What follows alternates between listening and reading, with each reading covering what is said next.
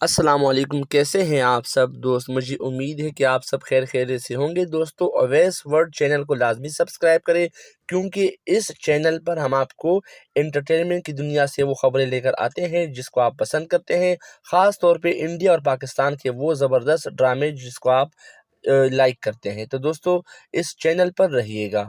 دوستو، اگر بات کریں کیسی تیری خود غرضی، تو یہ بہت زبردست ڈرامہ چل رہا ہے، اسی کے بارے میں آج بات کرتے ہیں۔ مہک اور شمشیر کی نئی زندگی شروع ہو چکی ہے۔ شمشیر اپنا گھر چھوڑ کر مہک کے ساتھ دوسرے گھر میں شفٹ ہو جائے گا، جہاں پر بالکل اندھیرا ہوتا ہے، کوئی سہولت موجود نہیں ہوتی۔ جی ہاں، اس گھر میں شمشیر اپنی محبت سے مہک کو حاصل کرنے کی بہت کوشش کرتا ہے، مگر وہ ناکام ہو جاتا ہے۔ لیکن مہک کے دل میں، دماغ میں وہی پرانی باتیں چل رہی ہوتی ہے کہ آخر میرے ساتھ اتنا ظلم کیوں ہوا۔ مہک تو بس ایک ہی ضد لگائی بیٹھی ہوتی ہے کہ اتنا ظلم میرے ساتھ آخر ہوا ہی کیوں۔ تو دوستو، اپنے باپ سے وہ اپنے گھر جا کے اپنے باپ سے کہتی ہے کہ آپ لوگوں نے میری شادی ان سے کیوں کروائی، کیوں مجھ پہ اتنے ظلم ڈھائے گئے۔ مہک کو کوئی ہاتھ لگائے اور ہاتھ لگانے والوں کے ہاتھ کاٹ دوں گا، یہ شمشیر کا کہنا ہوتا ہے۔ آپ بابا صاحب دیکھتے ہیں شمشیر، تم مجھ سے کب تک لڑتے ہو؟ یہ ان دونوں کی آپس کی لڑائی ہوتی ہے۔ تم ہو تو میری اولاد اور باپ باپ ہوتا ہے، تم بہت جلد اس لڑکی کو چھوڑ کر میرے پیروں میں گرو گے۔ تم اس سڑک چاپ لڑکی کی محبت میں اندھے ہو چکے ہو، تمہیں کچھ نظر ہی نہیں آ رہا۔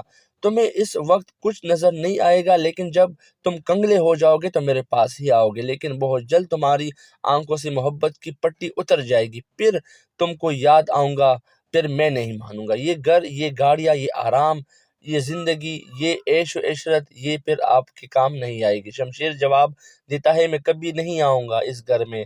جس گھر میں میری محبت کی عزت نہ ہو، اس گھر میں ایک منٹ بھی نہیں رہ سکتا۔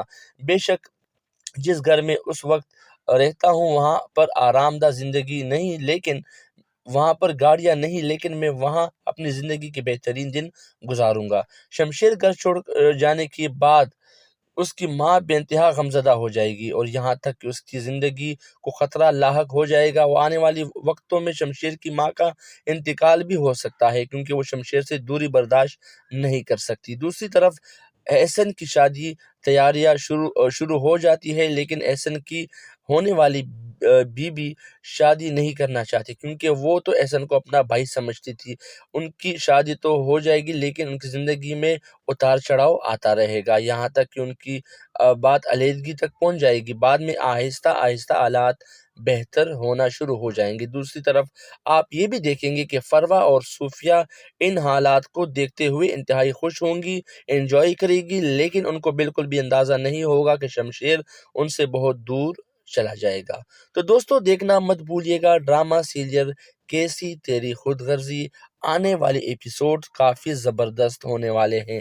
اپنا خیال رکھیے گا، چینل کو سبسکرائب کرنا اور ویڈیو کو لائک اور شیئر کرنا مت بھولیے گا۔ اللہ حافظ۔